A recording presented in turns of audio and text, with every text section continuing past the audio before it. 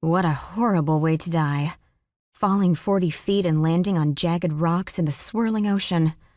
I couldn't stop thinking about what my boss had told me, even as I forced my attention back to the present. My nails dug into the armrests as the small plane tilted to the side. My thoughts slid away again. How did the accident happen? Had the inn's manager, the man I was replacing, slipped and fallen on a rugged edge? Had a piece of the treacherous cliff crumbled beneath him? My fingers traced the embossed company emblem in the stiff brown leather briefcase resting on the seat next to me. When my employer, Michael Corrigan, called and instructed me to get to the bed and breakfast as quickly as possible, I felt a surge of excitement mixed with anxiety. It was my first assignment as an executive administrator for Resorts International. A rush of fear followed. It was also my 4th job in 3 years, not counting my work on the family ranch. Would this one be the fit I had failed to find?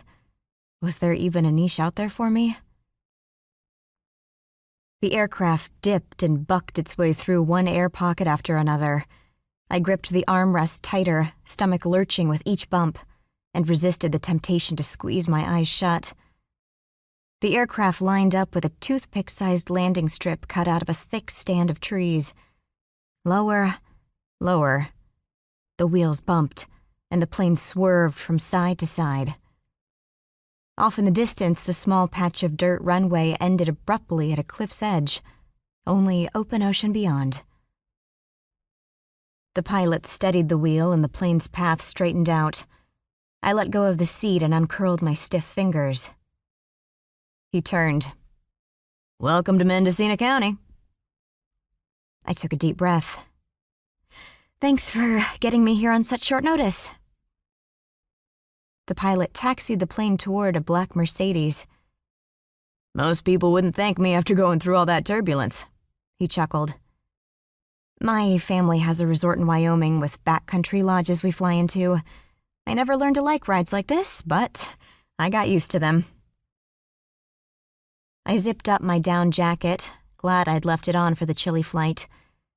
The plane stopped, and I unbuckled the seatbelt, stood, and pulled my tan cowboy hat down by the chin strap from the overhead bin, the braided horsehair coarse to the touch. I stared at the parting gift from my family and then looked at the portfolio, the known and loved in one hand and the new in the other. The pilot finished adjusting his controls, got up, opened the door, and unlatched the steps. "Thanks again." "Michael is a good friend of mine. When he called and asked if I could fly you in from Santa Rosa, I was happy to help." I slung the briefcase over my shoulder and held my hat by the brim. I stepped out and grabbed onto the railing to descend the narrow ladder. A blast of cold ocean air whipped my hair around my face, stinging my cheeks. I touched solid ground with one foot, then the other, and breathed a sigh of relief.